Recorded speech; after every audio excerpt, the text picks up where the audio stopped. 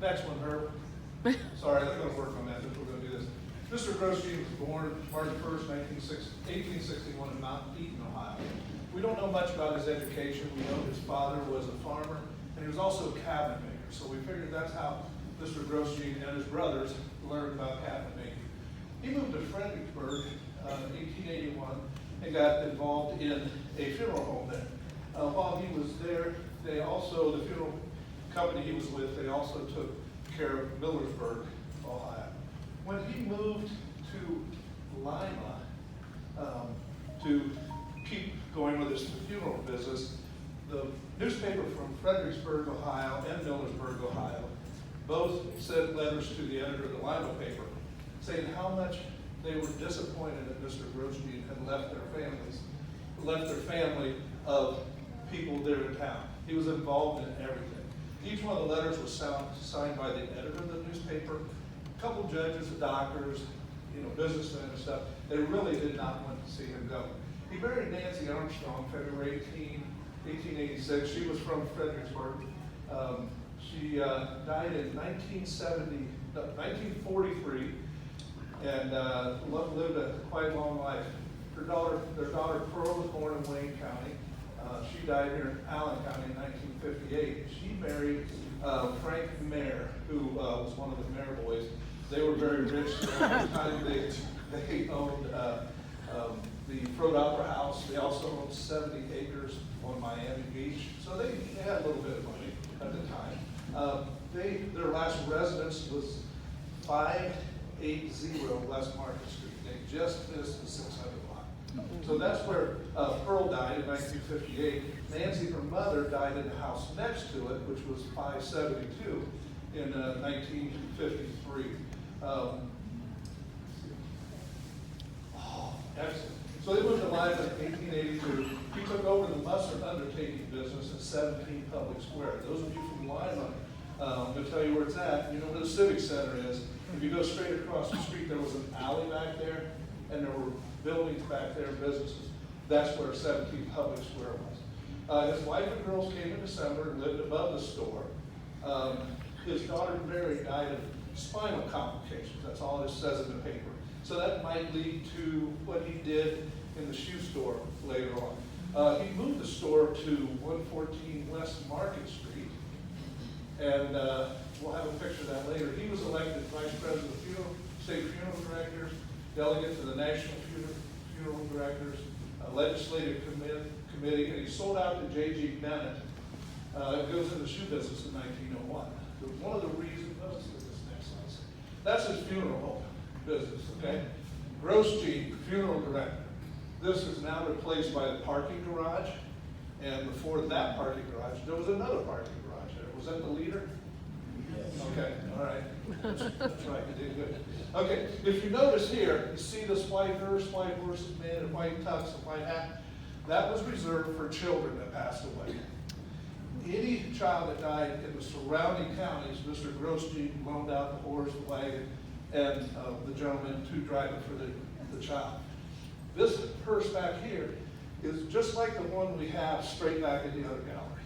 Okay, so that's, and then he had wagons. He would haul people all over the place. So that's where he lived and then worked, and then his family lived above on the first floor, on the second floor. We found this bill from Mr. Settlemeyer passed away. And it's really funny. You can't read it, so we printed it out. The total bill was $79, okay? So I don't know how many of you guys, plan anything, but a leaf of wheat is only $1.25 if you want that in your casket, okay? And then, of course, you get a pair of underclothes, that's good. 2 cabs to haul people there. Embalming's $3.50. And the casket was $55. And that was from Mr. Grosjean, furnishing, undertaker, and embalmer. Now, Mr. Grosjean, let's go back. Mr. Grosjean, I told you he sold his funeral business back in 1901. One of the reasons is he packed up and went to Niagara Falls. He packed up his wife and daughter, well, both daughters at the time. He packed up the Noah's Ark, the Ferris wheel, and the albino display. And he took him to Niagara in 1901 because the Pan American Exhibition was 1901 in Buffalo. And he knew everybody was coming down to Niagara to view the falls and everything. So he sets up a museum, has his 3 displays out there, rents space to people, so when everybody came down from Buffalo, they could come in and pay to see what he had made. Also, the Pan American Exhibition 1901 was the first time they had electric lights. So if you ever see pictures, they turned it on at night and the whole place lit up. And they got the electricity power from Nikola Tesla's dam at Niagara River there. Okay, so he went in the humane horseshoe business. The business was, you all know where the DT&I Railroad was and out of town? Well, just on the other side of the tracks was where his building was for the humane horseshoe business. I'm going to go ahead. I'm not going to go ahead. I'll show you a little bit more later about it. And it made no money, almost no money. I'll tell you more about the story when we get to the picture of it. But they went bankrupt on that. 1920, founded the Lima Cord, Sole, and Heel Company, and it was located at Elizabeth and Pepp's railroad tracks. That eventually became Grocor, and in the 1950s, I believe, it relocated to Arkansas. Is that right, Bill? And I don't know what happened to that. He was elected curator of the natural history in 1938, and in December 5th, 1938, he died of pneumonia. Now, look, when you do research here or any place else, you get to see a lot of fantastic stuff. And I was curious, they had the first meeting of the Allen County Historical Society in 1905. Okay, so I'm trying to find out, okay, I knew Mr. Grosjean was there, okay? It was like, okay, who other founding fathers were there? And everything's really blurry, and I swear I saw Bill Timmermeister's name. I don't know if it was or not. So I asked Valera, and she said, no, Bill wasn't there, and she was taking attendance. I don't know what's up with that. So I guess I could have just asked them instead of trying to read newspapers, and I couldn't read them. Okay, he was a founder, a charter member, and he donated almost 200 individual items to the museum.